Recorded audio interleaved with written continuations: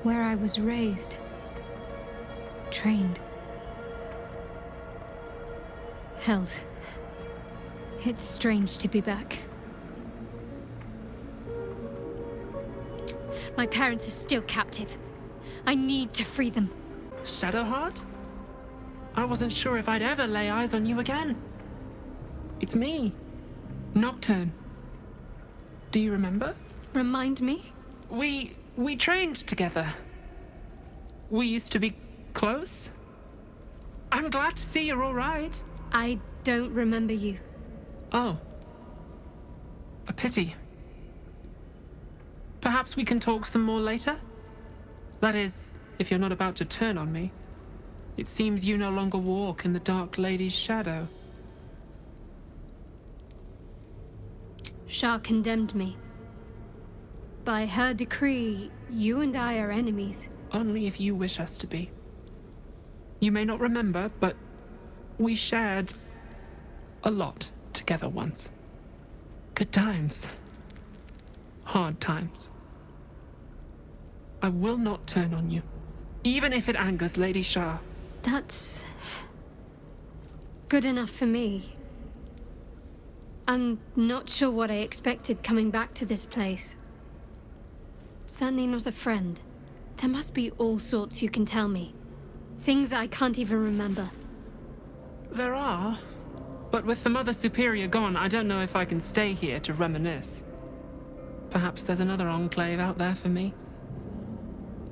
You don't need Shah. You don't, perhaps. Not everyone is as brave. I'll leave come tomorrow. Come see me before then. I was working as quartermaster. I can sell you some things to aid you. And we can catch up. It can't be. Another vile trick.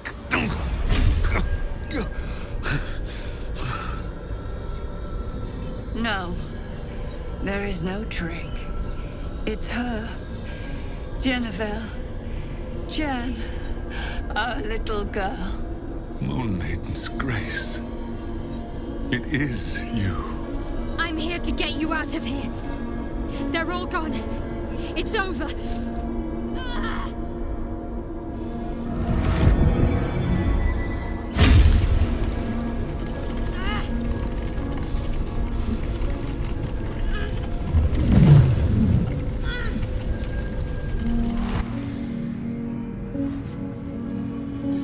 It is not over.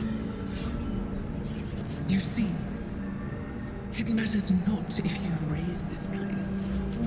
If you slay every one of your brothers and sisters. That was never where my power resided. Every time you try to step away from me, every time you try to reach for Selûne, my hold on you bites deeper.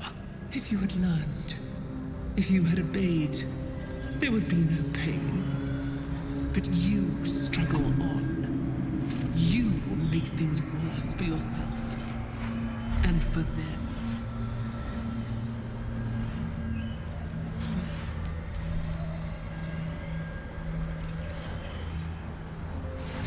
I am neither. I am nothing. I am the empty room. The dreamless sleep. The shadow's shadow. There was no pain before my sister set the sun aflame. Now you exist to suffer.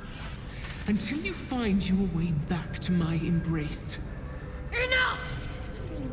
I'm taking my parents away from here. I'm taking them away from you! You cannot. We are still bound to you. You cannot both free us and free yourself from her curse. The Moon Maiden needs you more than she needs us. You are the future. You must return to the fold. We are the past. And our duty is almost done. Eloquently put. His mind stood up well to his time here. The same cannot be said for your mother. Such brief, fragile lives humans lead. This is my final lesson. I leave you now to dwell on your mistakes and make your choice. Shah's parting words make your flesh crawl. There is no lesson to be learned here, only a family's torment, a spiteful goddess's whims, and an unspeakable choice to be made. She's gone. I don't understand. Shah will never admit defeat. Not until she has stolen one last thing from you. We cannot allow your future to be her last prize. Not after all your mother and I have endured. To see you again. Your companion understands, I think. Help her, please. Help her see what must be done.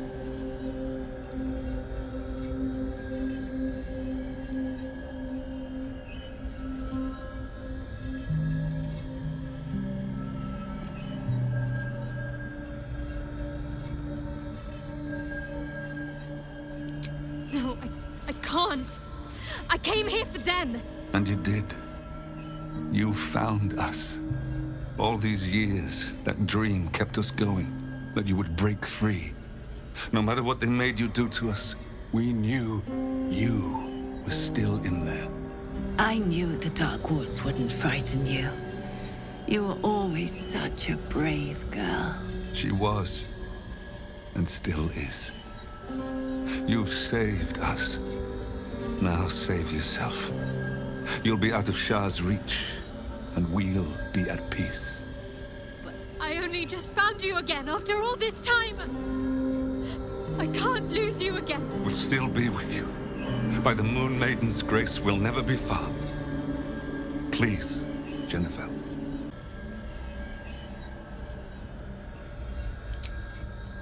Is this truly what you want? It is what we need. All of us.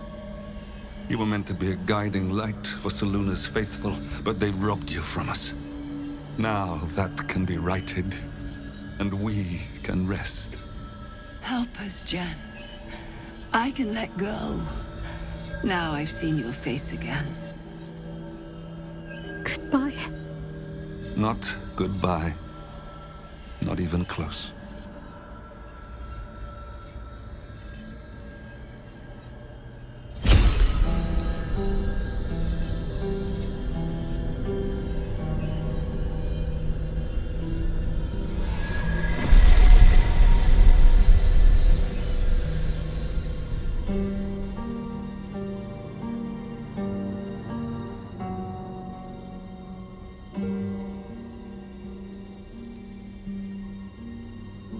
Don't be.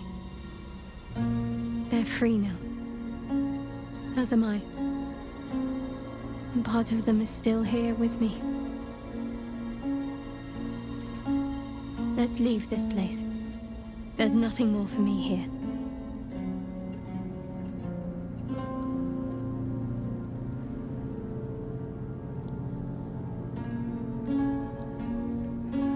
Shadowheart, still.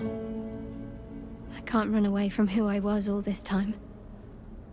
Besides, there's something fitting to it. Can't cast a shadow without some light. My parents. I saw them. Spoke to them. And let them go. It's more than I can take in just now. Give me a night to try and get my head together. A huge polished disc looms before you. A mirror. One used by the Sharans to plunder memories from the minds of others. This feels familiar to me somehow. I'm sure I've stood before this mirror before. Many times, perhaps.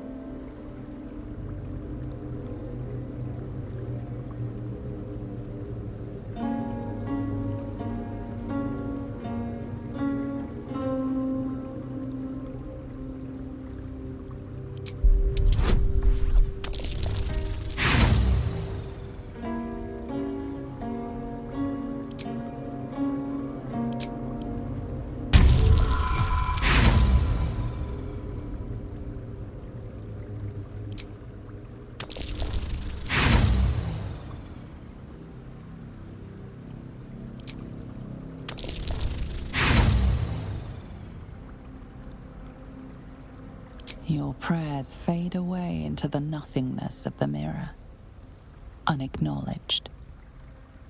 The mirror's emptiness seems to draw you into a stupefying embrace. Your thoughts, feelings, memories, they grow slow and drowsy, drifting away from each other. You must surrender some part of yourself. But what?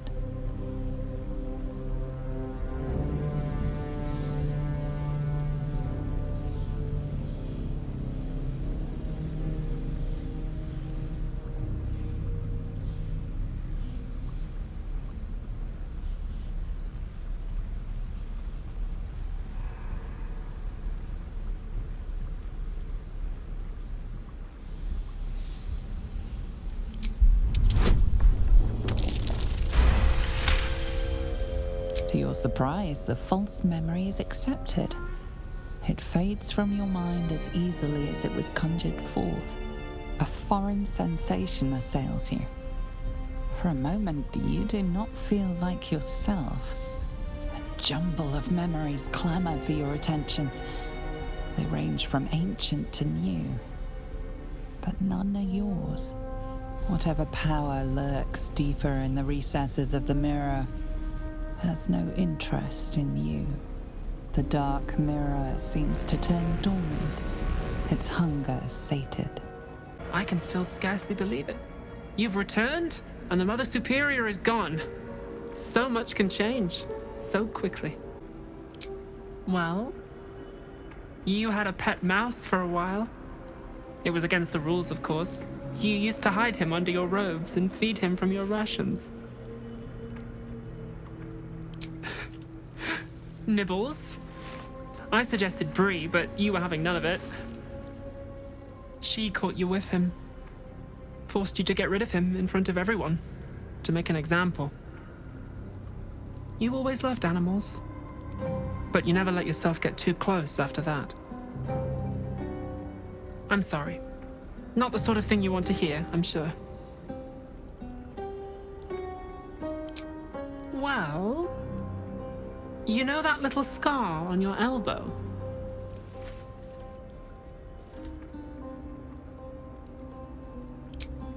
I was there when you picked that up.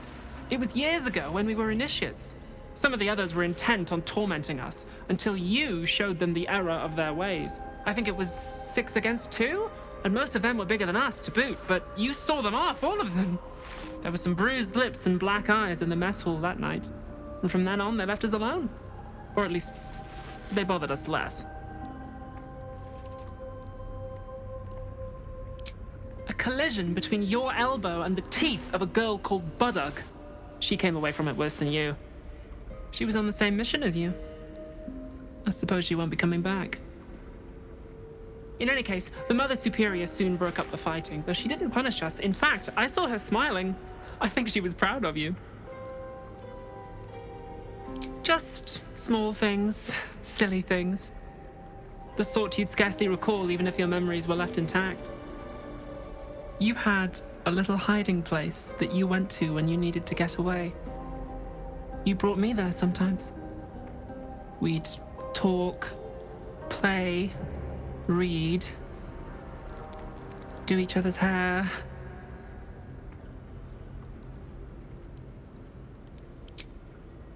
You'd be the first. As quartermaster, I was able to keep it hidden back there, exactly as you left it. The plait and fringe? Yes, on your instructions, of course. You were very intent on a bold look, I think you said. My hands were cramped by the time I finished, but you were very pleased. I like the new look as well, though. You always did like a dramatic touch. Remains to be seen. This place is all I've ever known. In time, perhaps I'll venture out there, see what I've been missing. But for now, old habits die hard.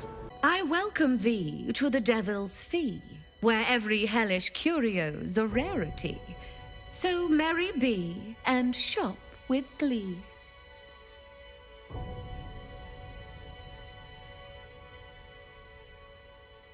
You must be awfully familiar with our esteemed Archduke to know about a thing like that.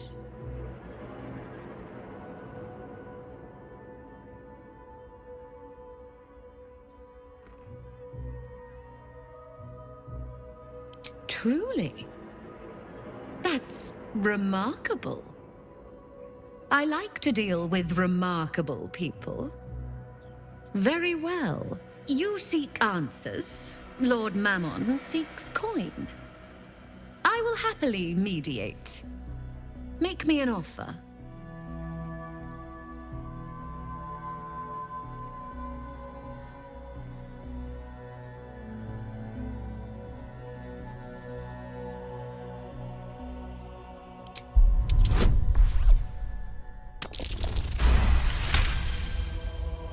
The first hit's free, eh? Oh, fine. I'll humor you, mortal. Just this once. You stand before Mammon's picklock, latchkeeper of the 9 hells. My business is not information, nor hellish curios. Not really. I break people into the hells. That's my thing. I can reveal to you that I opened a portal for Lord Gortash. My word, this is embarrassing. Perhaps I should have explained our terms better. You asked what I did for Lord Gortash. You paid the fee, and I answered you. Our pact is complete. Would you like to make another transaction?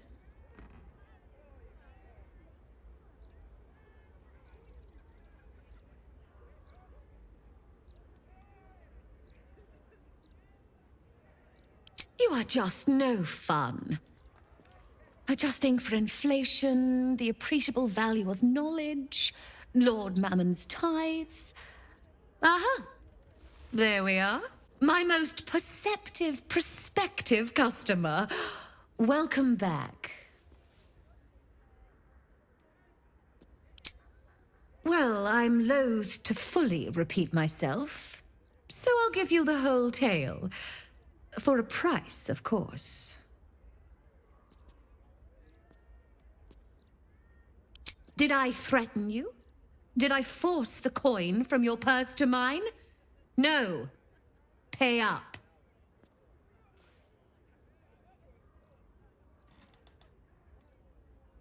Lord Gortash wanted to steal something from Mephistopheles, so I punched a portal into the Archdevil's dusty vaults.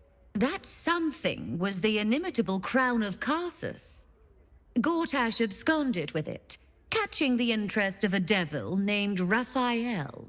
His House of Hope is furnished with a great deal of treasures, many related to Karsus. But alas, he lacks the crown itself.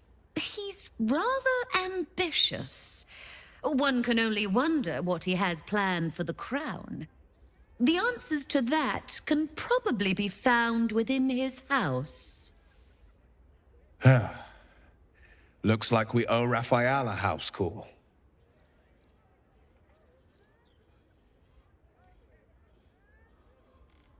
What a fascinating proposition. Ludicrous, of course, but fascinating nevertheless. Very well. If you wish to die in Avernus, that's your business. Mine is charging you for it. Of course, such a task will require quite the substantial donation to Lord Mammon's coffers. Such a task would be tantamount to suicide. Do not even entertain it.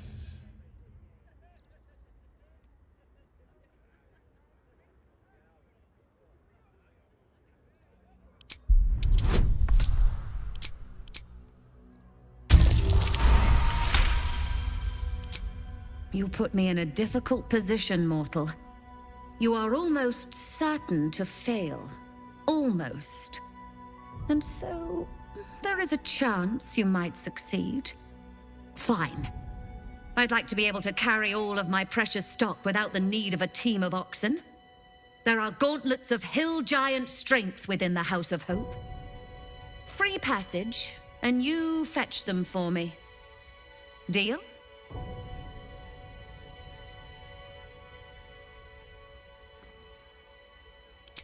Allow me to outline how this is going to work.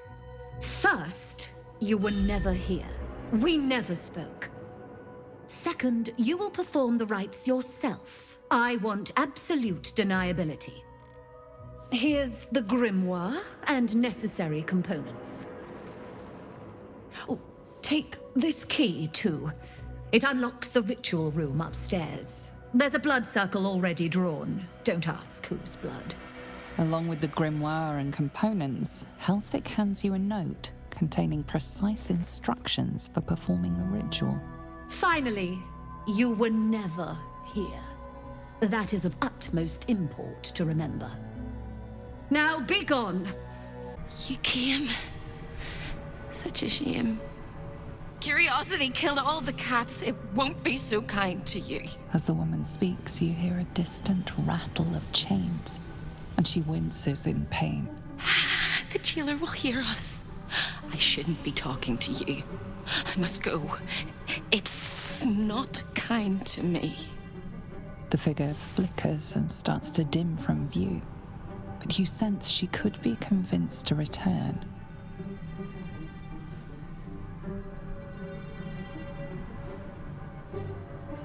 The figure shimmers brightly. Your words seem to have piqued her curiosity. I hope so. But it is a faint hope. Just like me. I can't leave. I could only suffer. But I'm supposed to do that in silence. Everyone here hates me for what I am. I'm the thing that kills you and the only reason you're alive. Made by a promise, undone by the truth. A handshake, a hug, the first beat of a newborn's heart. I am hope. What little is left of her. A guttering candle in a universe of night. I'm not much of a friend to anyone anymore. But I could use a friend myself. Do you want a friend to guide you through this madhouse? I hear the jailer. It hears me. It'll call Raphael, make every question count. Make some of them count twice.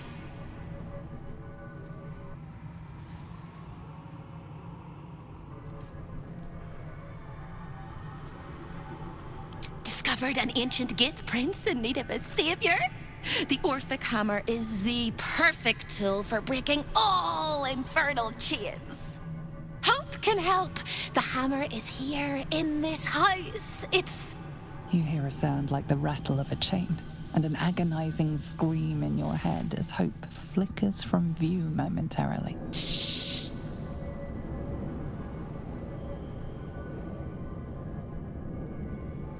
Quiet.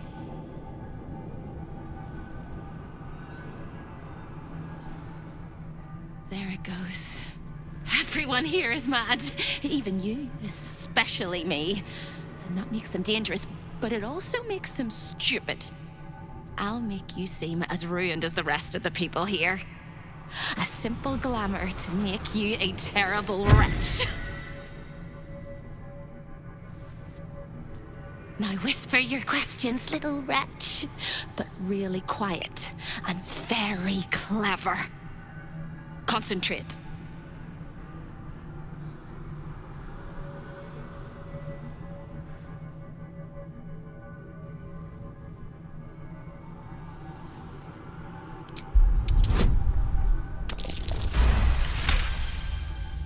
Remember, quiet as a mouse.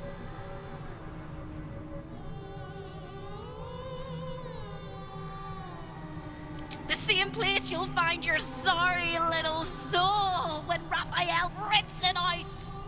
In the archive, down the corridor, past the debtor. Oh, the debtors. They won't like you. But I like you. I know I do. I think I do. I hope I do. I just need to ask one question, and I'll know for sure. Can you save me? Please, please, please, please, please, please, please, please. All right. You have to listen very, very, very closely. I will say this only once. Find the key, take the hammer, smash my chains. Find the key, take the hammer, smash my chains. Find the key, take the hammer, smash my chains. But be careful, when you take the hammer, the fire will come, and Raphael, you must run, run, run, run. But don't forget me. Please, please, please. I don't want to burn. Not again. The rattle of chains echoes louder from unseen places, and without a scream or a sigh, hope disappears. When is a door not a door? When it's a jam jar! You won't find a way out here. Or a way in. This is the chamber of egress. The portals here crisscross the plains, but they won't open to the likes of you and me. This is how Raphael consults with his clients so efficiently, no matter the time, no matter the place, and it's how he stalks his prey. Oh, there is. If you stare into the portals long enough, your mind starts to do cartwheels and tricks you into thinking you're falling into a horrible, yawning void. It's one of my favorite ways to pass the time. But you have no time to waste, or time will waste you. And what you need from the house is in the archive. Not here!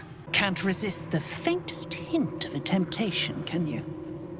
I suppose that makes two of us. That little disguise Hope gave you is adorable.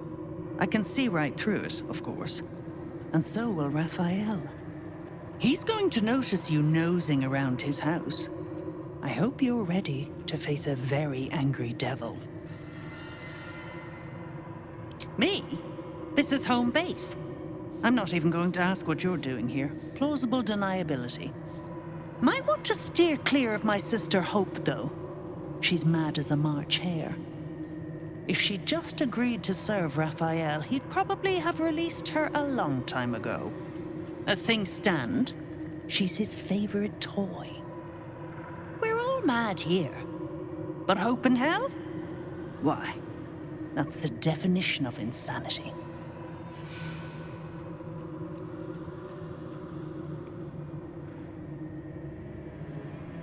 Unlike you, I don't have a death wish.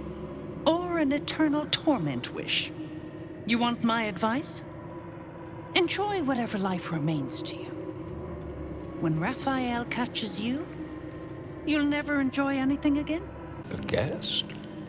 Are you a client of the Master, or a visitor from elsewhere in the Hells? I do not believe you were invited. One moment.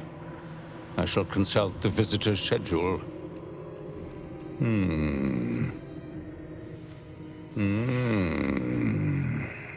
His eyes flicker back and forth as if he is reading a book. He has the schedule memorized. Or it's carved into his eyelids. Most irregular. The schedule is all but clear, and yet you are here.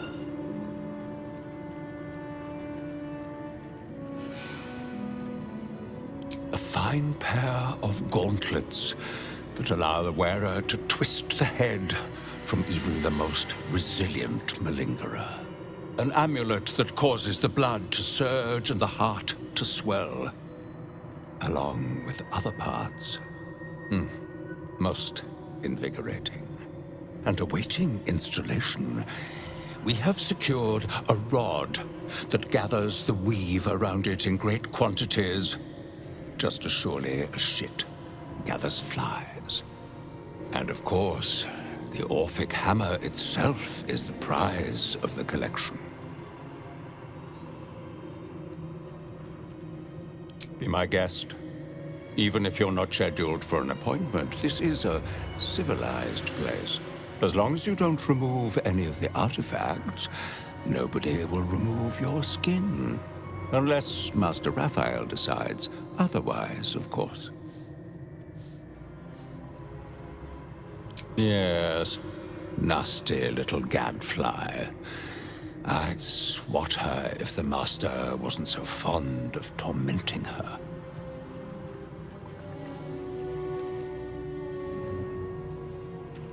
Have you indeed? That's splendid. The Orphic hammer is one of Master Raphael's most prized possessions. You can't have it. You can't even touch it.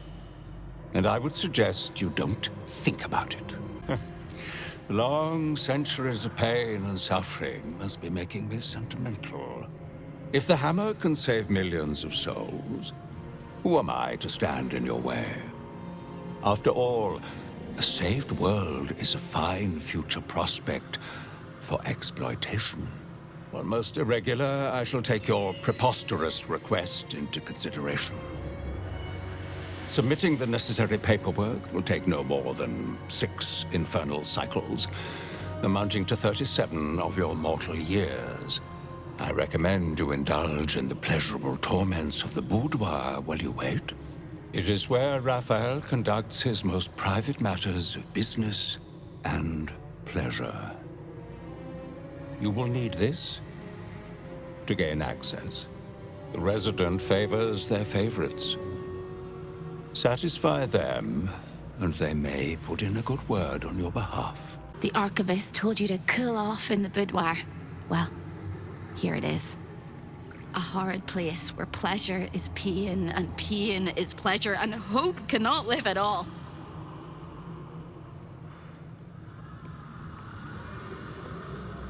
Everything in this house exists for Raphael's pleasure, and Raphael's pleasure alone. That includes Raphael himself, whatever form he takes. A lost little mouse is running through the house. A thief in the night, greedy and here to take. Why are you here, little thief?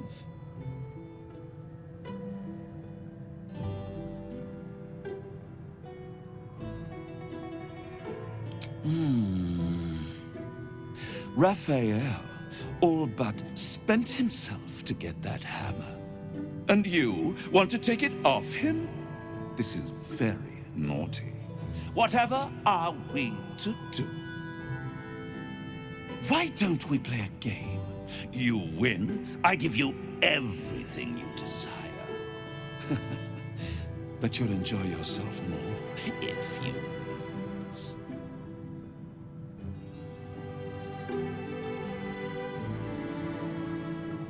It's a surprise. Off with your clothes.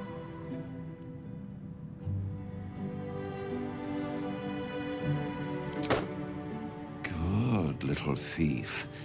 Good. Keep going like this.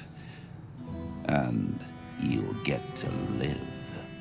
You'll be crying out my name soon. You'd better know it. I am Harlem.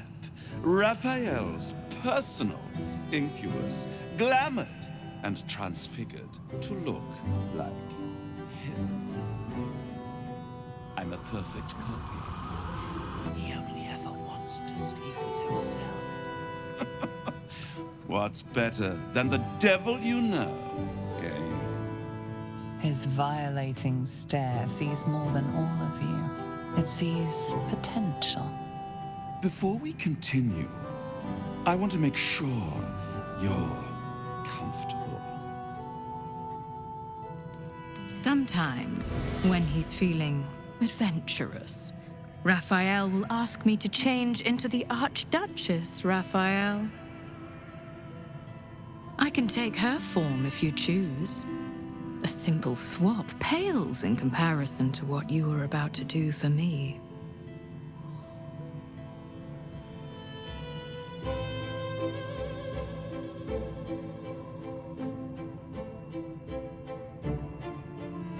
Then the Archduchess I shall be.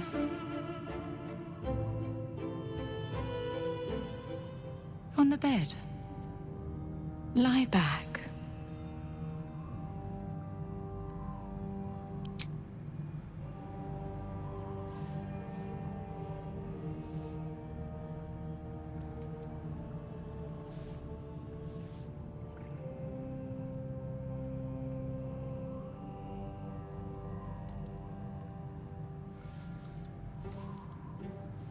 Any thought of resistance or control is fading.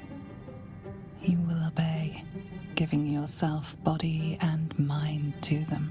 You retain a trace of free will, but it is one drop in the ocean of their desire. It will not last.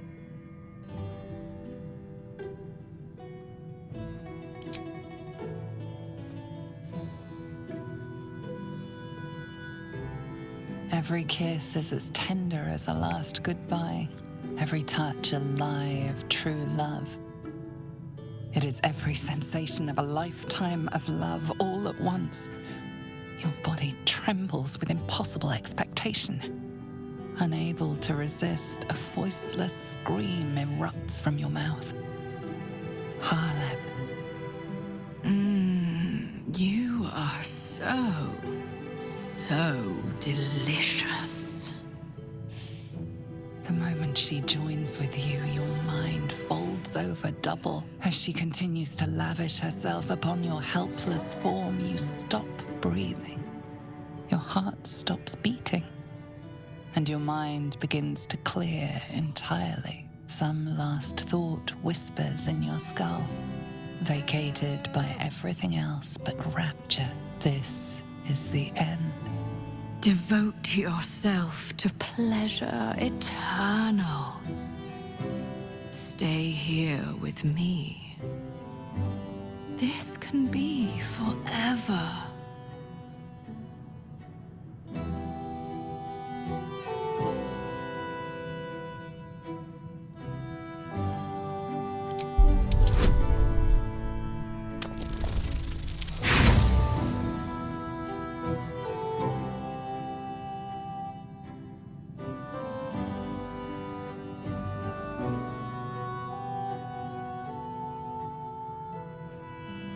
Try as you will, every part of you craves to melt right into him.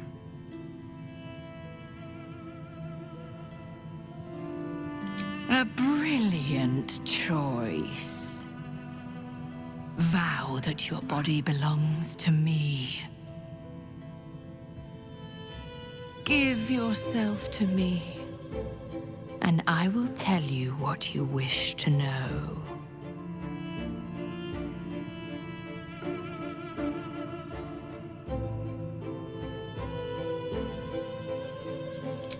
Then this will have been the very last time you experienced pleasure. Time for the big death. This is delightful. You have what you wanted, but you cannot leave lest all hells break loose. A hopeless situation. The Orphic hammer, right within reach. A magical field surrounds the item, preventing you or anyone from touching it. You surmise it's controlled by a vocal component. Magic words.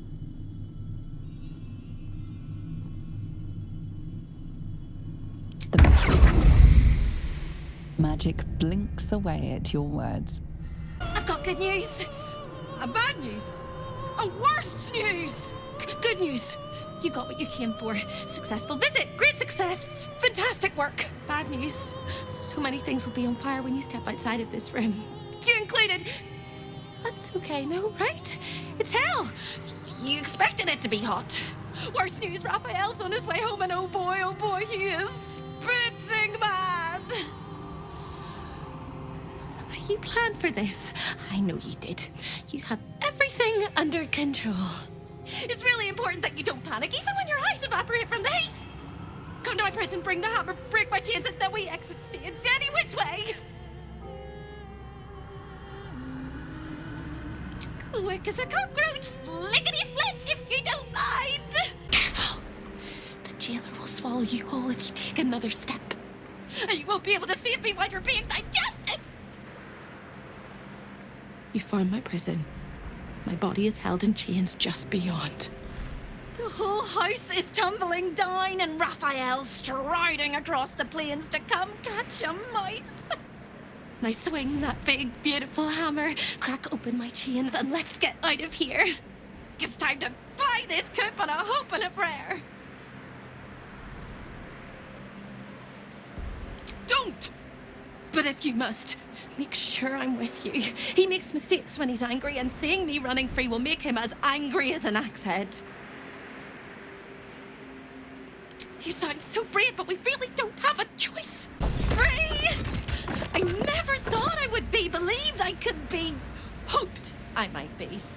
Heads will roll! But we must dress the Hollyphant in the room. I can see how you avoid looking at me. I must be so terribly mutilated after all these decades of torture. Don't hold back. Tell me how bad it is.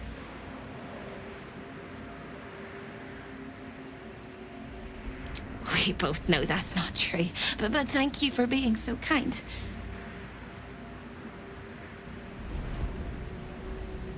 I hope that was a compliment. We'll carve our way to the entrance hall and chop Raphael into messes. That's the hopeful version, of course. The likely version is that we are the messes and he is the chopper. Onward! Time slows for a moment, and the air becomes thicker. The master of the house is coming. You.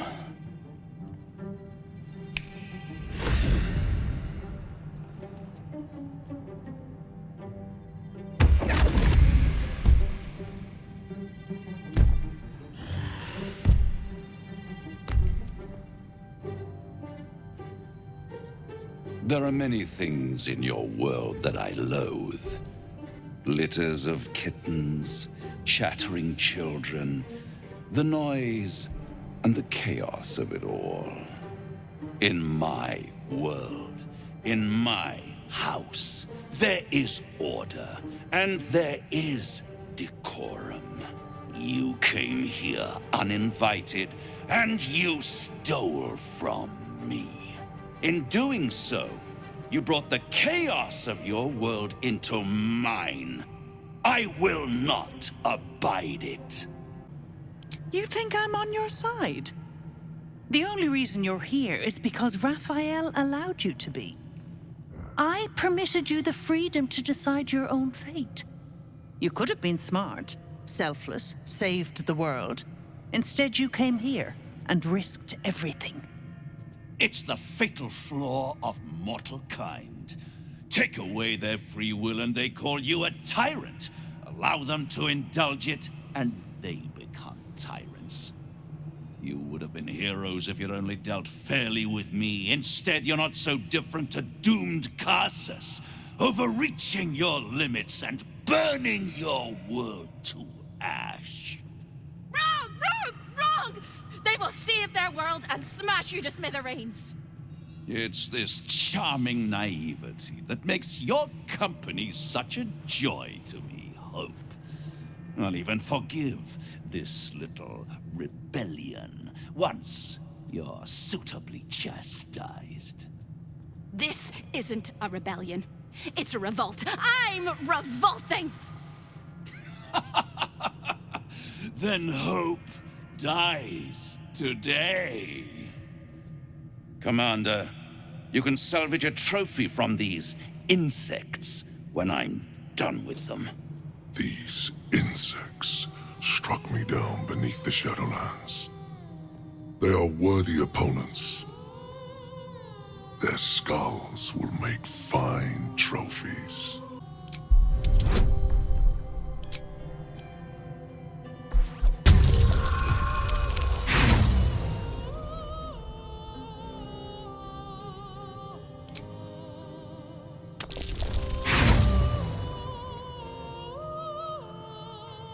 You overestimate your abilities.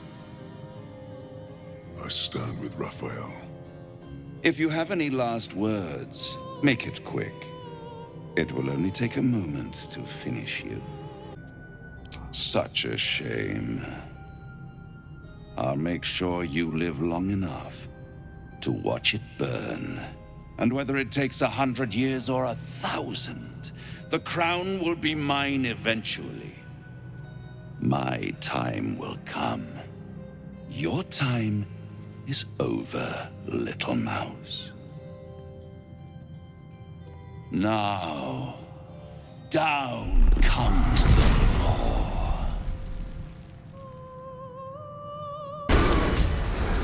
fought well. We could use such strength in the Blood War. Now I'm free of Raphael's blasted contract. I can return to the front lines. Whoever your enemies are, they have good reason to fear you. And I'll gladly lend you my skills against them when the time comes. Until then, good luck to you, little rabbit. You're a finer hunter than any wolf. Devil's Lair. Risked mind, limb, and freedom. All to steal the Orphic hammer. I hope your ambitions end there. I have already told you that the Githyanki Prince only wants to see you dead. But it seems you still do not trust me.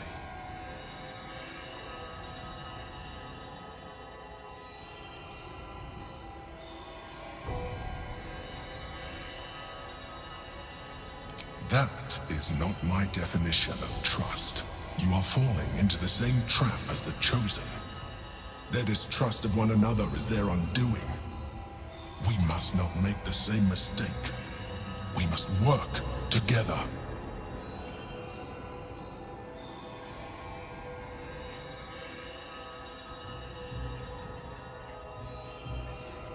I wish I could trust you, but that you felt you needed to have it at all tells me that you are not worthy of that trust. Nonetheless, our fates are bound, and in the absence of a happier union, I will accept a useful one.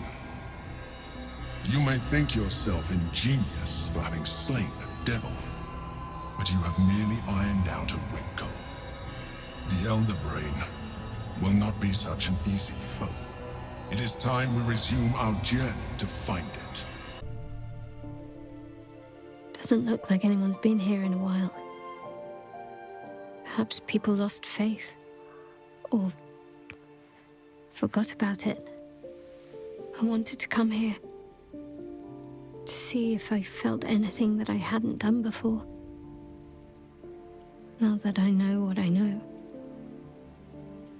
Now that I know who I am.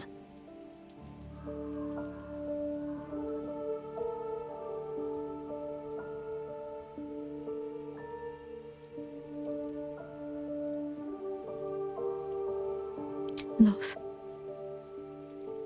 Actual loss, not Shah's oblivion. I had my family. For too short a moment. Now they're gone. By my hand.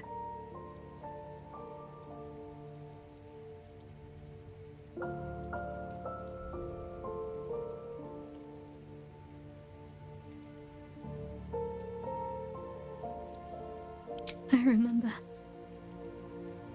But they can't comfort me. They can't give me advice. They can't tell me what I was like as a little girl.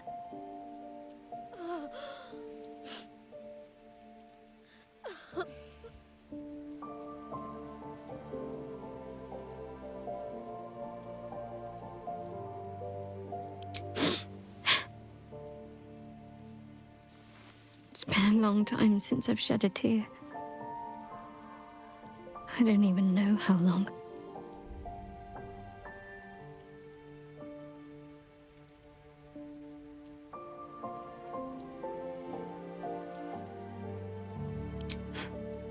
We carry on. It's all we can do. I'll follow in a while. I think I want to stay here a little longer, firstly. This place isn't familiar, but it's peaceful.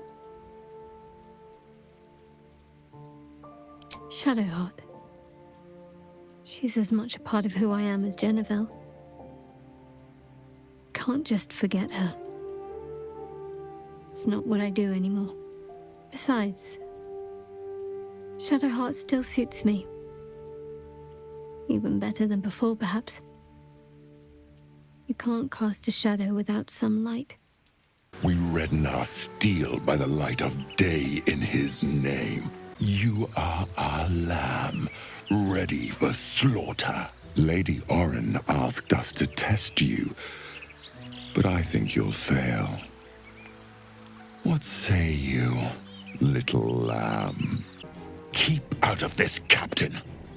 Do not forget who you serve. Of course, I just thought you might need assistance. You feel an all too familiar squirm in the recesses of your mind. The fist has a tadpole, but something's off. Not I. We. And we do not serve. Defective. Very well. Another offering to Baal. Quick! Must be quick. This mind is small, fragile. Listen now.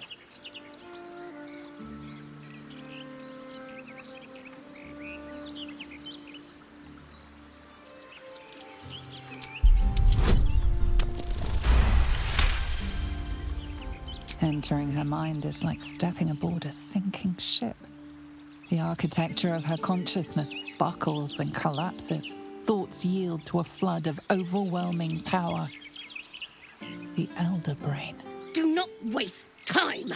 This mind cannot bear us. It turns to liquid. Listen, just listen. We learn. We grow. Loosen our clumsy bindings. Aid us. Necromancer dead. Changeling and tyrant remain at odds. Kill them. You have a place in my grand design. The Elder Brain was working her like a damn string puppet. What else is it capable of? What happened? Why do I taste copper? It was another day in the City of Lies, Baldur's Gate, where the people begged for justice until they starved. Two heroes were fated to cross paths that day. Their eyes met. Destiny was calling. Strangers? Only in a fool's definition of the word. It was the start of something incredible. Two heroes on the hunt for justice, no matter the cost. All the Tall One had to do was say yes. The Tall One had failed the first test. They lacked caution. The cat could have just as easily been a foe as a potential friend.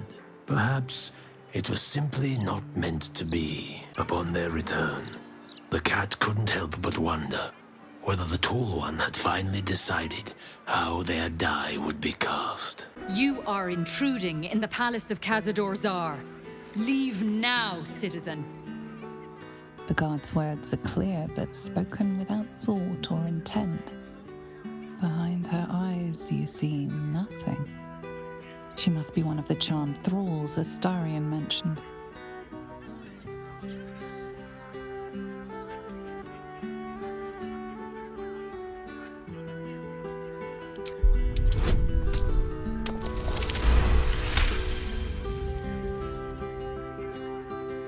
Of course. Whatever the Master desires. Enter freely, and of your own will. The Master is pure. His palace must be pure. No stain, no smudge, no taint.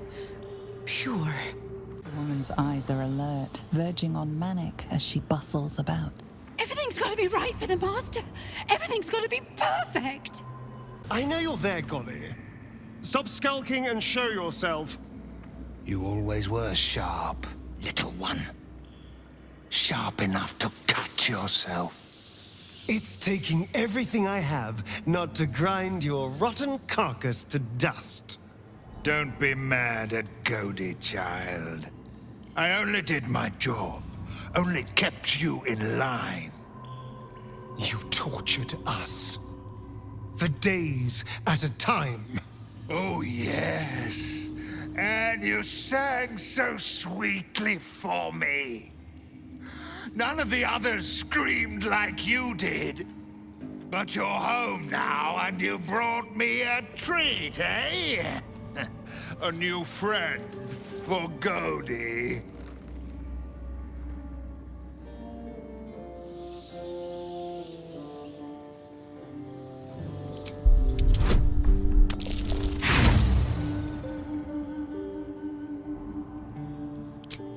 Oh no.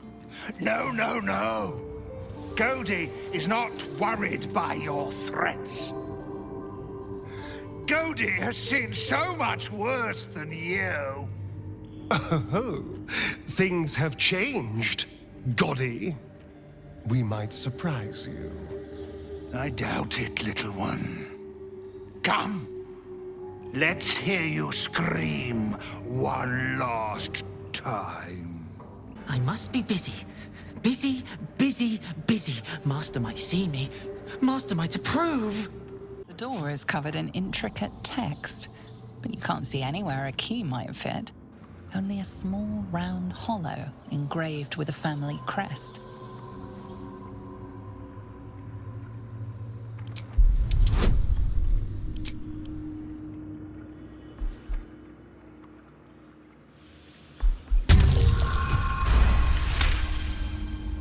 It's written in archaic Kozakuran, a rare version of an already obscure language.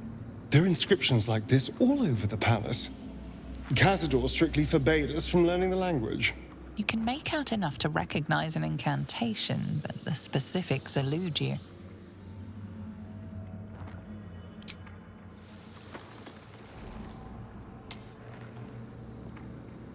The ring slots perfectly into place, but nothing happens.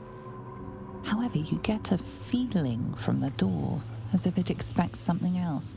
A strange writing on the door glints in the candlelight. Perhaps it's significant. Another guest for the Master's celebration. I'm afraid you're too late. You'll have to... Master Astarion? What are you doing here? Why aren't you downstairs? Well, obviously I'm on my way down now.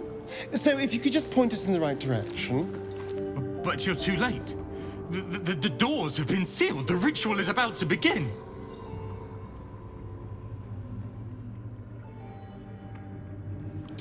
Perhaps we should not discuss this around strangers.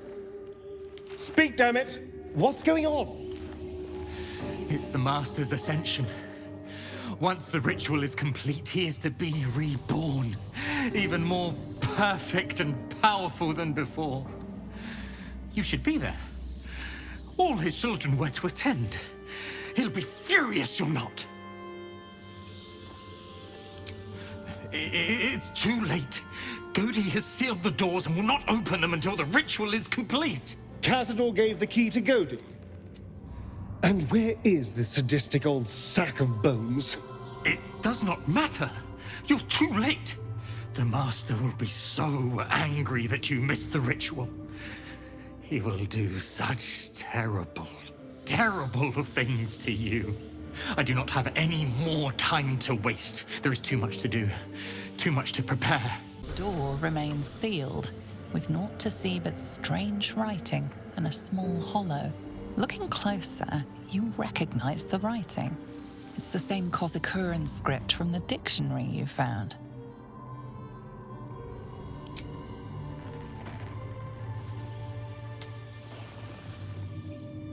The ring slots perfectly into place, and the door swings open. You can't be here. No one in, no one out. You're new. Cazador never kept guard dogs before. The runaway spawn. You reek of the Master's scent. Come with us. Come to Master. Excuse me? I will not be ordered around my own house by some blow-in mutt. We bring you to him. We get his favor. You stand on a clean metal platform. A beautiful but antiquated elevator.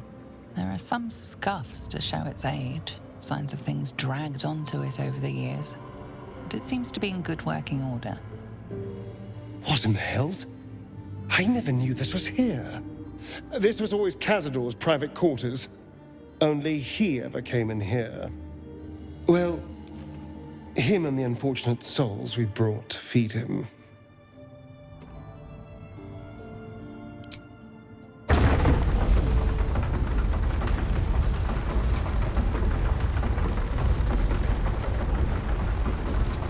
Just like the door to the ballroom upstairs, this door features no keyhole, but does have an indentation for a signet ring.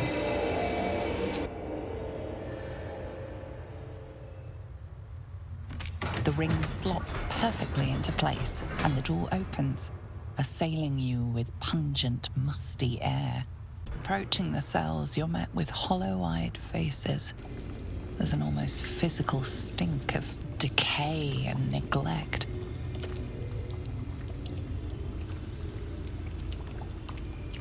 I don't even know what this prison is. He hid all of this from me, and the others. I'm just surprised to see such wretched-looking specimens.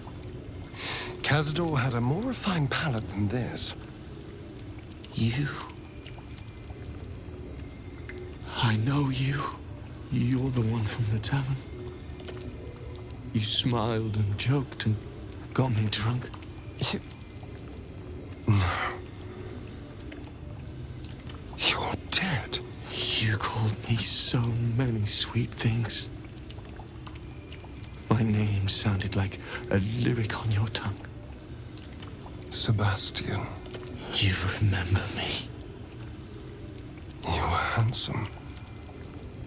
Shy. You'd never been kissed. You taught me how. And then you destroyed me.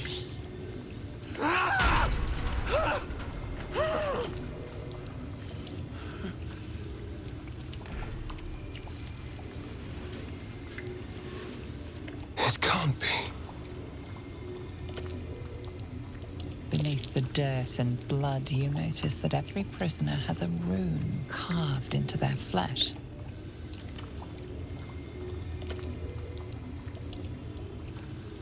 So Cazador marked them too.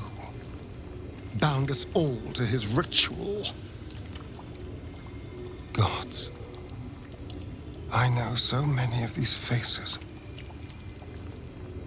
They're my conquests. I pursued them, seduced them, then brought them to Cazador. He told us he was feeding on them, but he turned them to spawn.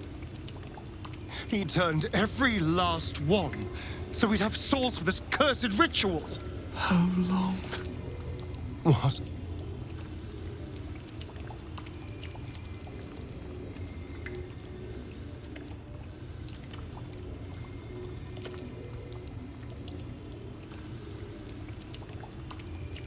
How long have I been down here?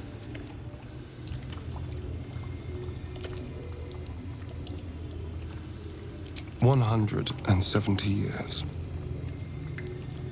You were one of my first. My family. My friends. They're gone. You took them from me. You took everything from me.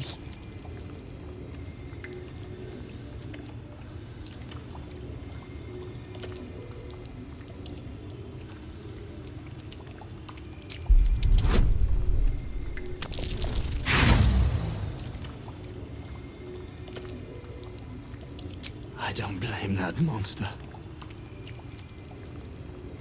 I blame him. This nightmare never ends, and it's your fault!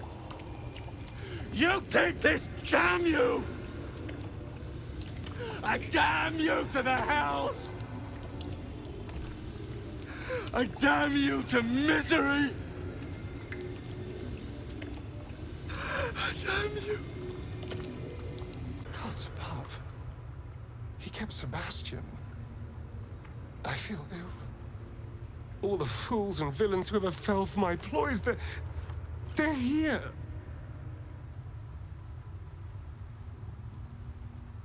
There's only one reason they'd all still be here. He must need them for the ritual. Each of the 7, we must have brought in 1,000 over the decades. They're all lambs for his slaughter. And if I was to take his place, they'd all die by my hand. Everyone, whoever trusted me enough to let down their guard, innocents, idiots, and the unlucky. It doesn't matter. I will need to sacrifice them all if I want to perform the ritual.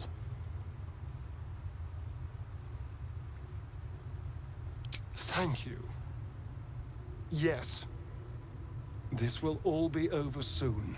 It's just sickening. Seeing them again. I don't know what else. Who stands before us? Is this truly our prodigal son? Do not slouch before me, boy. Have you no respect for yourself? Look at you, crawling back after abandoning your family. You should be begging our forgiveness.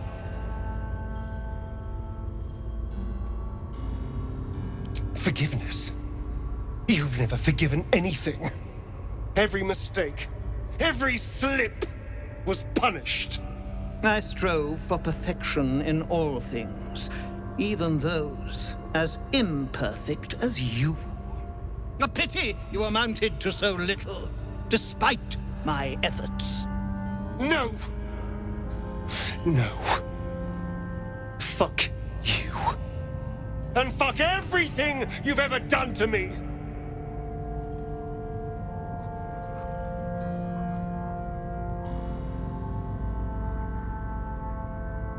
You came here wholly ignorant, with no concept of what you were about to witness.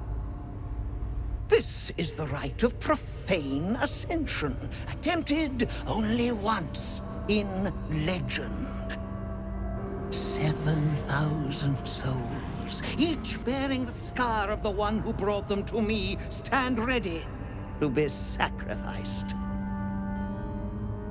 In their blood, I shall be reborn, free to walk in the sun's rays, free from sanguinary hunger, and free to crush any who stand against me with merciless power. Blessed are you to be the first I shall consume when I become the Vampire Ascendant. That's what you think, you son of a bitch.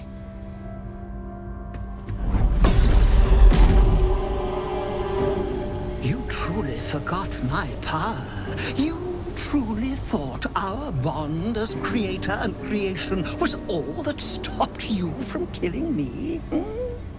Oh, you are weak, my child. You are a small, pathetic little boy who never amounted to anything.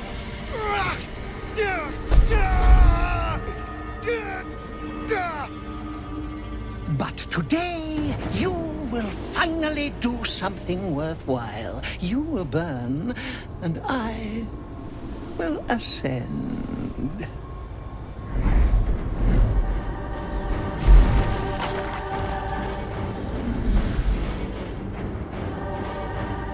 No!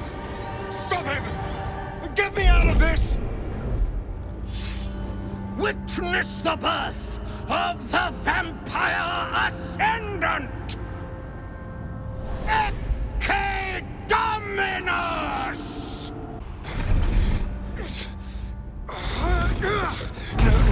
No healing sleep for you!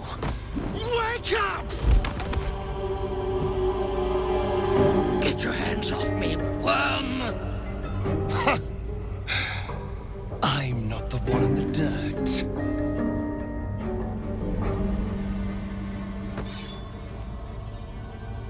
One last thrust. and I'll be free of you. I'll never have to fear you again. But if I finish the ritual you started, I'll never have to fear anyone. Ever. You think me a fool? That I would allow anyone to usurp me, speak the words, and ascend in my place? The runes I carved into your flesh bind you and all 7,000 souls to the ritual. Complete it, and those bearing the scars will be sacrificed, you included. You are simply a means to an end. I made you to be consumed. I am so much more than what you made me. Get over here. We can do this.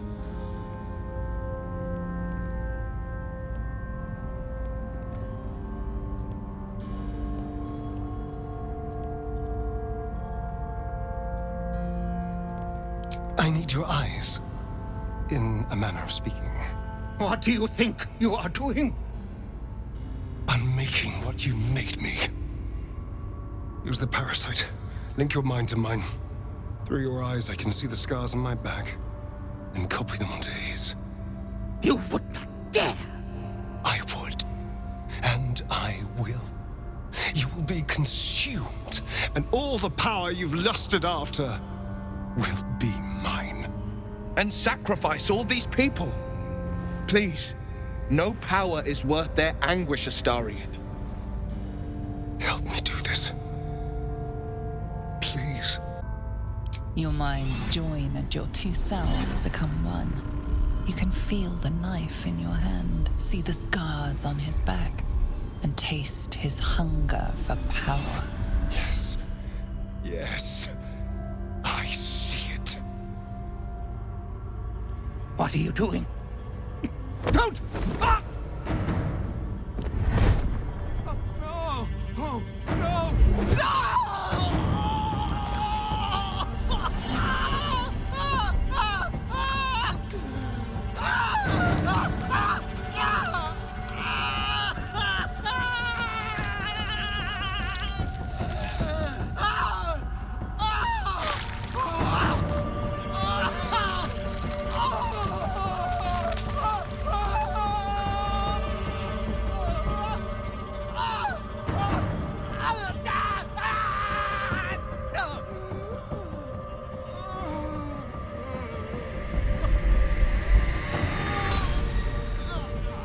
There. Perfect. Ungrateful child! Wretched child! Time to take your place.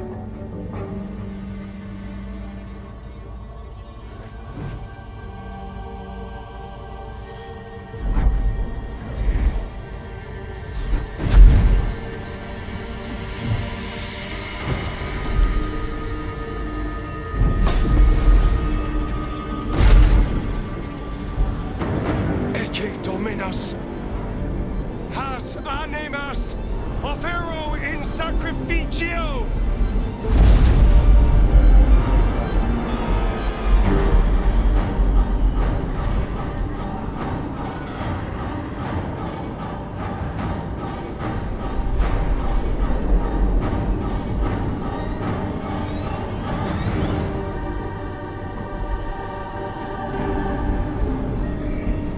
No, what are you doing? Don't you dare! I can feel their power flowing into me!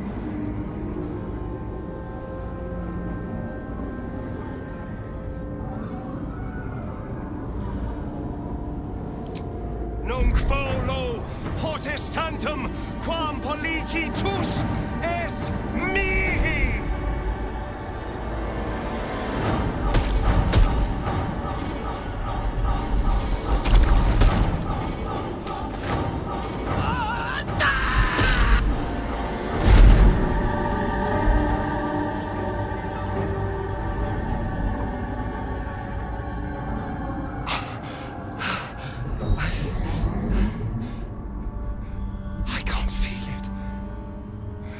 That ache in my stomach, that hunger, it's gone.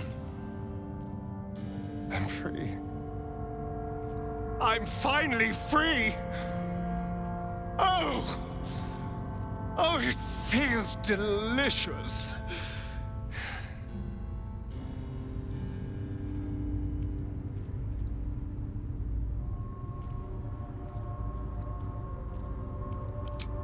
Now, we deal with the Elder Brain.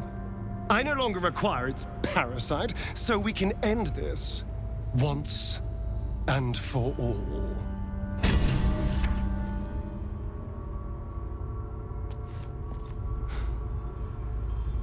This is it. The hopeless dream dreamt by all of my kind. I am the greatest vampire to ever walk this land. Even the pale knight would have knelt before me.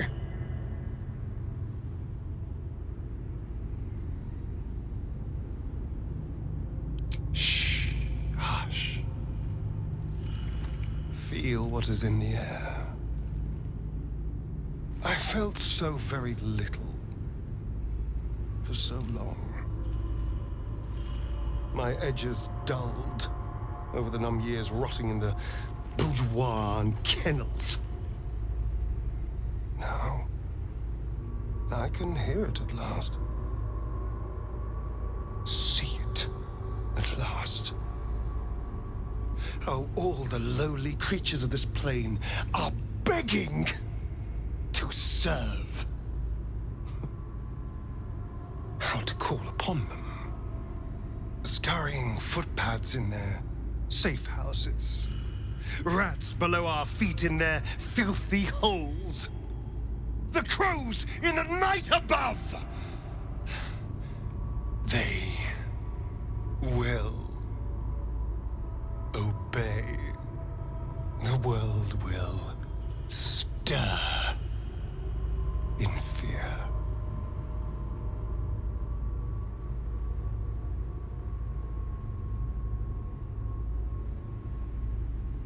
Oh, I wouldn't be so sure.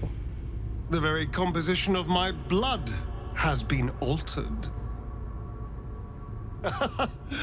This is but the beginning. I already hear the world whispering in sweet surrender. And I feel alive. Hold there, Spawn. Spawn? I am the Vampire Ascendant, Grr. And I thought I was done with your wretched little tribe. We're not done. Not even close. My name's Alma. My people are monster hunters. Those of us that remain, that is. Your companion attacked us in the night and stole our children. Then his master decimated what was left of the tribe. You can't blame a Spawn for the sins of his master. Any good monster hunter should know that. True. So imagine my surprise when I heard you'd fled. Heard you were a rogue Spawn, free from Cazador's control. We searched half the Sword Coast for you, hoping you could help us destroy him, only to track you right back here. And what do we find when we arrive? One blood-sucking beast replaced with another. Our children sacrificed to birth a monster. Oh, please. There's no need for such language. You wanted Cazador dead, and now he is. I even killed a few thousand Spawn whilst I was at it. You should be thanking me for saving you the trouble.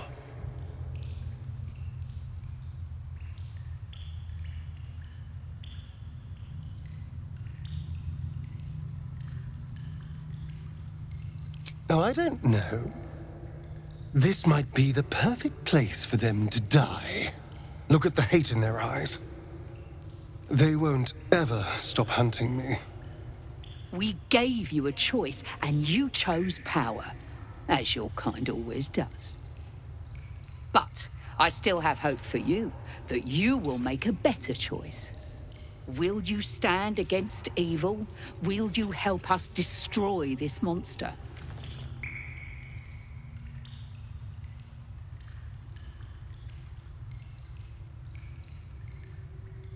There is not. My dear, I wouldn't want it any other way.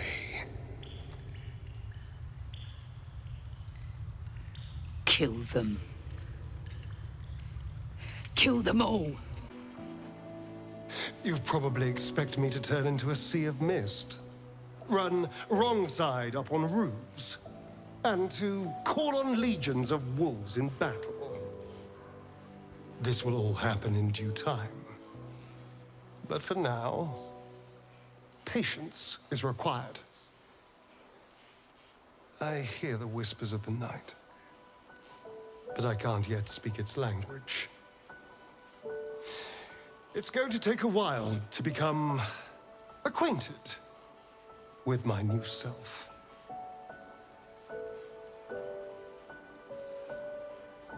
Have I?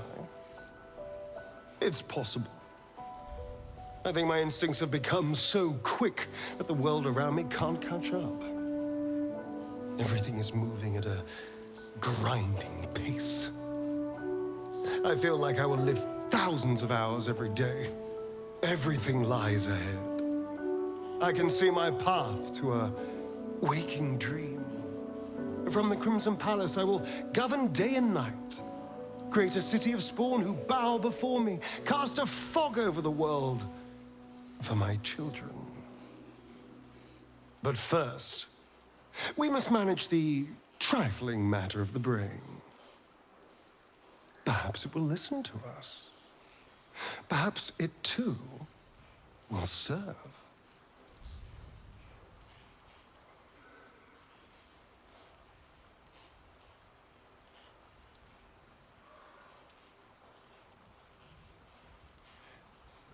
Vengeance has been reaped upon Cazador.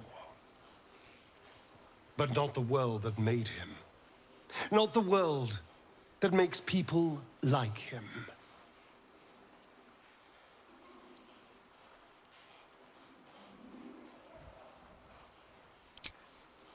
Shut up! You don't know what it was like. You never will. Baldur's Gate is a city of opportunity like no other. And I don't intend to let one like this pass us by. I suppose Astarion is part of the vampire aristocracy now. I hope he doesn't expect us to bow to him. Most are lost forever. Some may creep back into my mind if I encounter anything that helps clear the fog. Then there's what Shah did restore to me. Memories of pain, suffering, both my own and what I inflicted. It's overwhelming. Like a lifetime's worth of nightmares unleashed all at once upon waking. I can barely untangle one moment from another, not that I even want to. I just know that my heart sinks if I let my thoughts wander to them.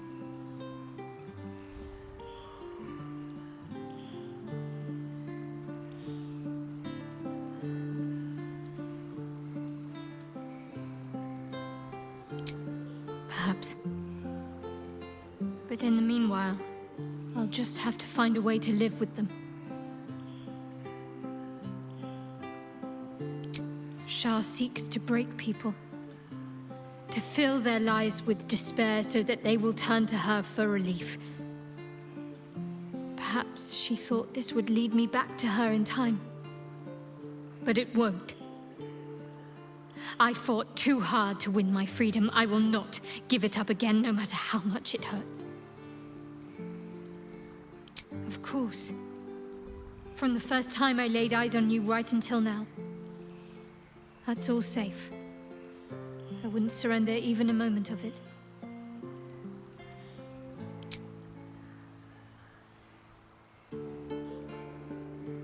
Of course. Just the one?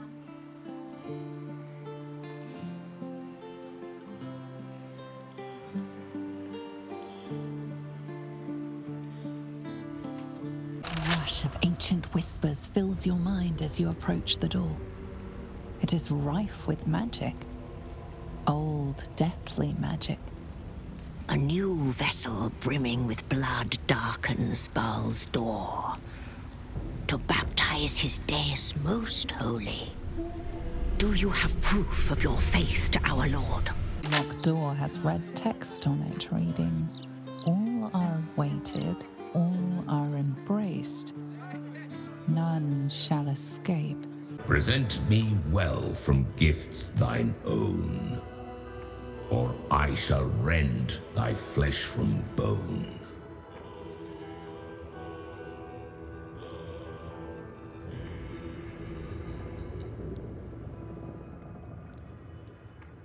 A grasping hand, an offering vile. Enter now the dread Lord's trial. You gaze upon murder's progeny, child. His most ill-trusted zealots. His faithful departed. Prodigal servants, each returns to do his bidding eternally. This man is known to all Baldurians, and his presence sparks dread in the pit of your stomach. Before you is Saravok Arnchev, a Baalist who almost brought Baldur's Gate to ruin a century ago. Davella was right. Not just an imitator, but Saravok himself. This is the court of the Dread Lord's Tribunal. I am its custodian. Here come those who seek to transcend, aspirants of his most profane order, the would-be unholy assassins of Baal.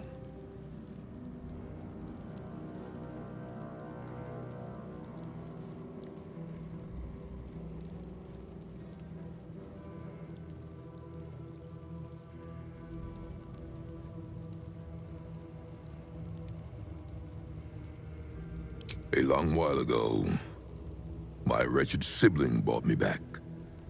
The fairest of Baal spawn soul-bound me to this husk. Worship death though I do, I refused it. I roamed the coast, gathering those who still held Baal in their black hearts.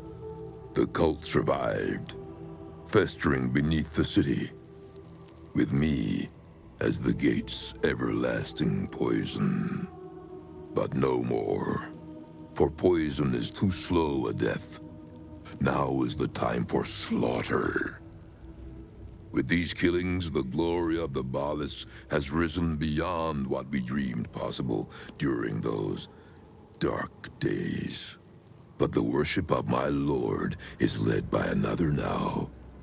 My granddaughter, Orin. The youngest unholy assassin ever to follow in Baal's bloody trail. And his chosen.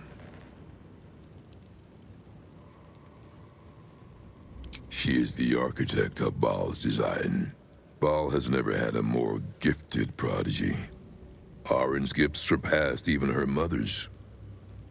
Her mother knew this, and she could not bear it.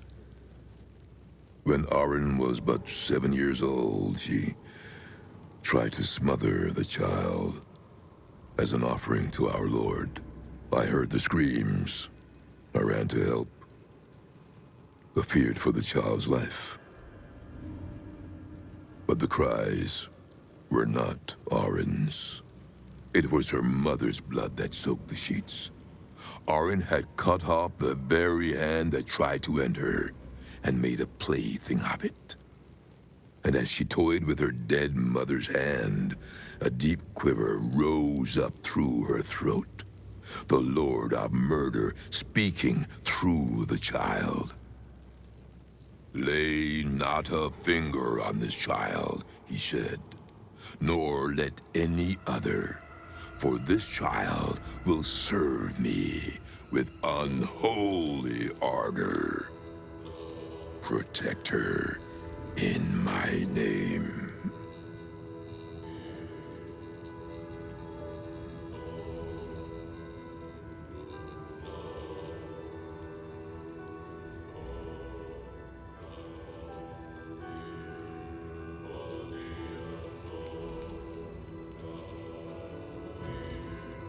Baal's reasons are not for us to question.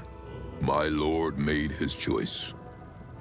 I abided by his words. And so it is that Arin now leads his temple and draws aspirants to his creed. But Arin is not the subject of our judgment here today. You wish to become an unholy assassin of Baal. So, approach and be judged.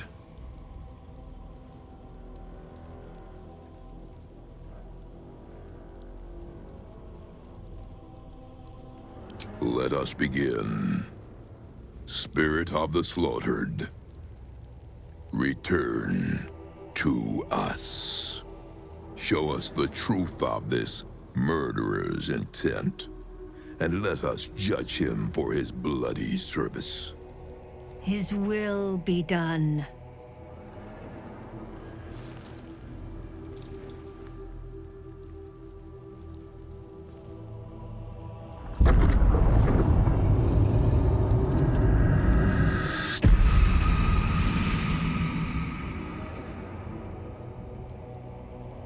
Can it be Berlin herself, reduced to a specter?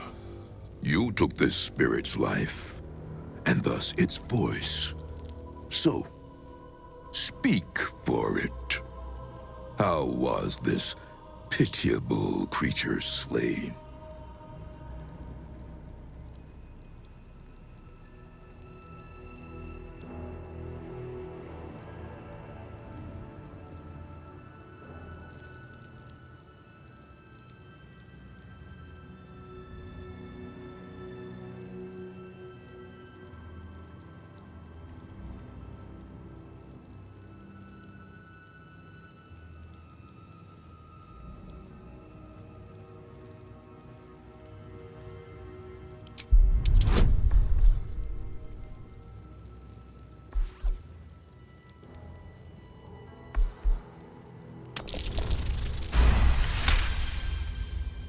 Reverence. Zeal. Long may he reign!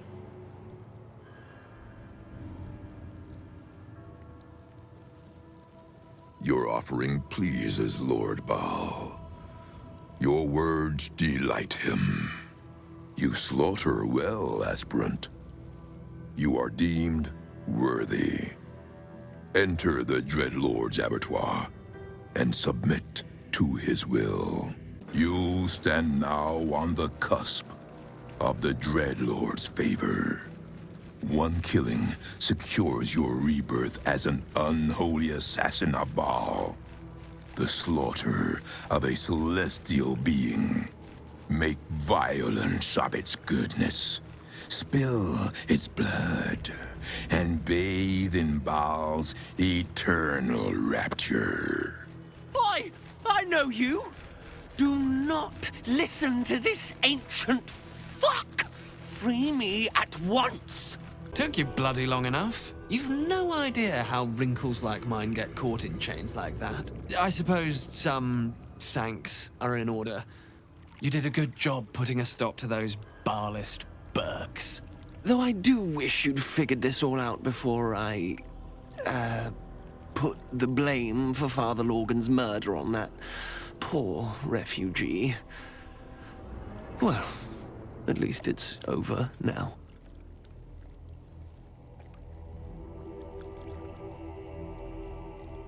After our chat at Charrette's Caress, I thought it best to polish off the bottle I'd started. I started coming over all woozy. My joints stiffened up quicker than a brothel browser's loins. Paralyzed. My vision went black. When I woke up, I was in chains. Overall, a terrible ordeal. One deserving of a drink. I bid you good day, but it's been royally shite all round.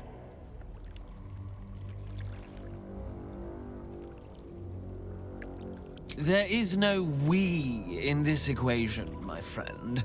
I assure you, I am quite finished. Besides, it's plain to see that I'm well out of my depth here. But you gave these reprobates a proper seeing to. You clearly have what I don't. Courage, insight, heroism. The city needs you. I overheard these pigs talking. There's a Baal temple deep within the old Undercity that the cult is using. A century ago, it was destroyed by a group of heroic sorts. Let's hope history repeats itself, eh? Stone seals this chamber against the world. The Baal amulet trembles in frightened awe.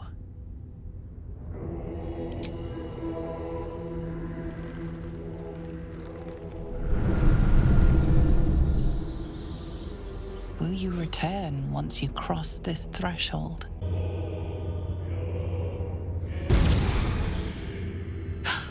Hush, hush. I hear footsteps trip-trapping on the Murder Lord's stones. It refused the Murder Lord's command and comes crawling into his sanctum with the tyrant unpulped.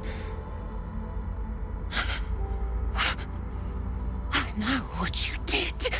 Spilled my grandfather's crimson. He was mine. He showed me how to slice and slit. He guides my dagger still. Oh, did it think it could protect? Did it think it could save? Only the blades can offer salvation.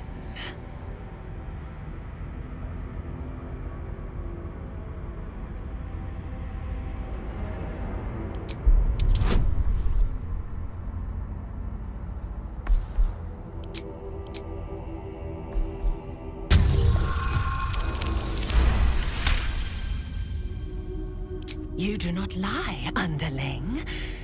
It is your blood I am destined to spill. Your death spit will stain these walls, little lamb. Oh, your murder should have been exquisite. A crypt-born effigy to greet Baal's bleeding dawn. And now it will be nothing. Come to me, Father. Set my flesh to your unholy purpose.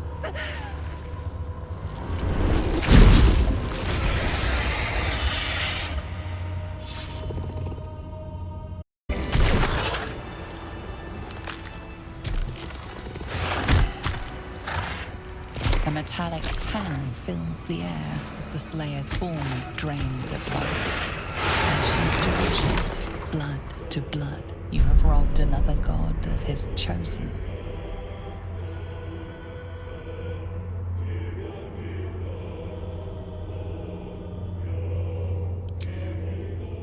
A glint of light on something in the blood catches your eye.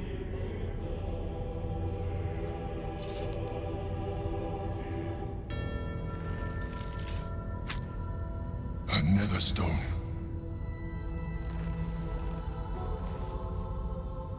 Gortash will want to hear of this. Seek him out. He is all that stands between us and the Elder Brain. Oh, you came for me. Thank you. I feared Orin's accursed smile would be the very last sight I beheld. Every breath in this place reeks of corruption. I will return to camp. The air is cleaner there. Hello again, my vicious little warrior. Any luck finding dribbles? Oh dear. Dribble's flesh is near torn asunder. Poor thing was most certainly alive when he was hacked up. Well, that just means this treasure hunt is all the more challenging.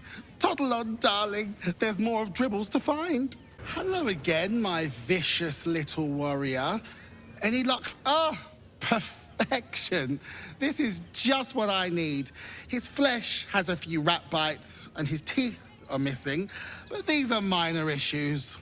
I shall remake Dribbles better than before, where once he was famous, he will now become legend. And you? Here, darling, a little something from your friend, Lucretius. My circus and I can now finally leave.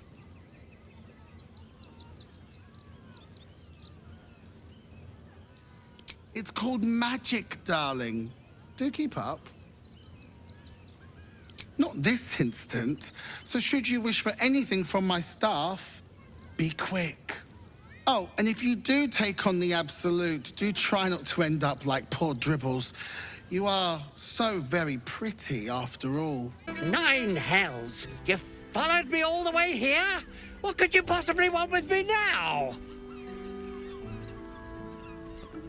What? How? 9 hells? Whatever you think you know, I'm sure some gold would help you to forget.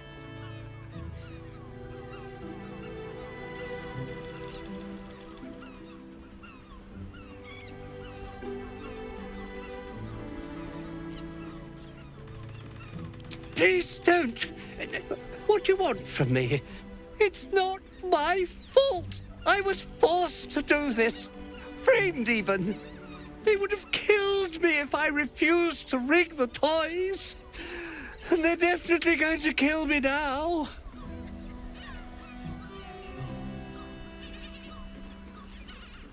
I can't tell you. I won't tell you.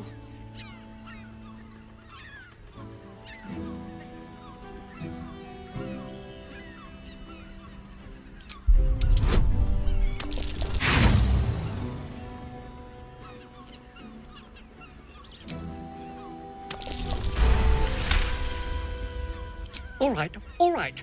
Just don't hurt me. The teddy bears were an experiment. My greatest invention. A clever little device in their chest allows them to speak. But there's more. Smoke powder inside the device. I collect packages from Verloga's fireworks in the lower city and stuff the bears with it. Not because I want to, because I have to. Otherwise, they'll kill me.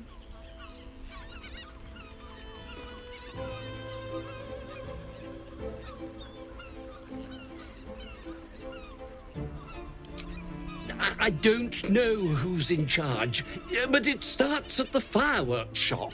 That's where the packages come from. Go there. Tell them Uncle Verloga sent you, and they'll show you the smoke powder. Lots of it. There. I told you what you wanted to know. Now, will you let me go? His plea comes with an offering.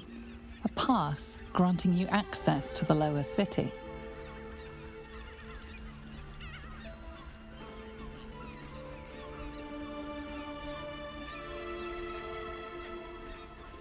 You can't be serious. They'll find me. A cell won't keep me safe. They run this city.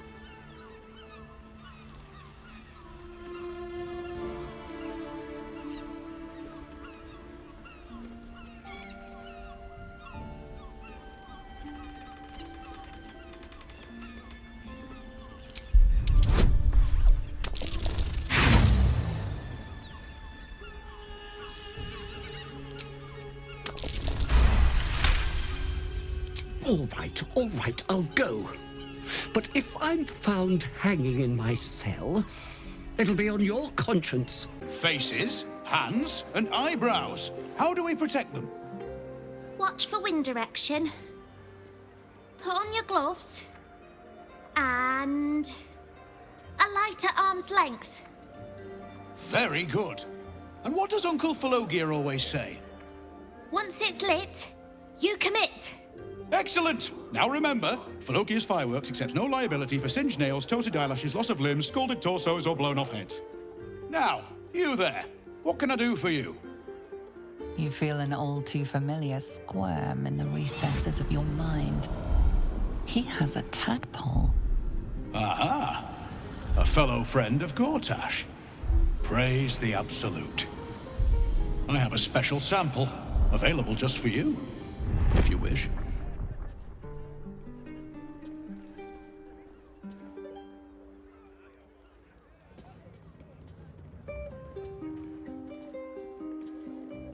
This one will be very useful against any and all enemies of Gortash.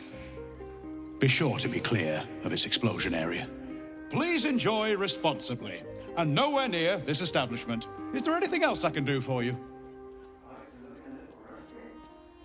What else? I don't know what you mean.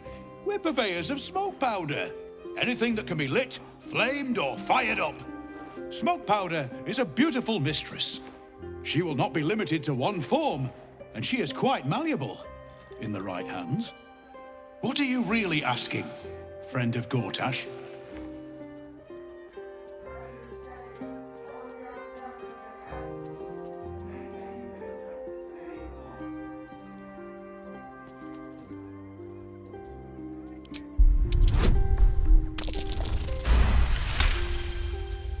I see.